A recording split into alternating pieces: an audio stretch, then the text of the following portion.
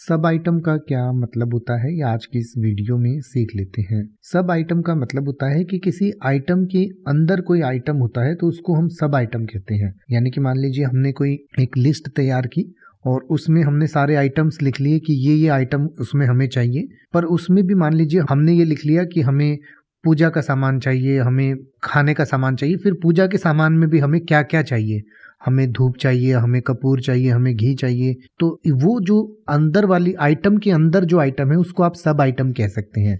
यानी कि एक कैटेगरी आपने बना ली आइटम्स की और उसके अंदर फिर एक और सब कैटेगरी बनाई जिसमें सब आइटम लिखे हुए हैं, तो उसको आप एक सब आइटम कह सकते हैं। यानी कि आइटम के अंदर भी आइटम। और इसका इस्तेमाल जो है हमने ये तो एक लिस्ट के लिए कर लिया, लेकिन कोई वेबसाइट आप क्रिएट कर रहे हैं, कोई सॉफ्टवेयर क्रिएट कर रहे हैं, तो उसमें भी इसका इसी तरीके से इस्तेमाल किया जाता है। आपने एक चीज़ को कैटेगराइज कर लिया, फिर उस कैटेगरी के अंदर जो कैटेगरी बनी या जो आइटम्स के अंदर आइटम आपने लगाए वो सब आइटम हो गए।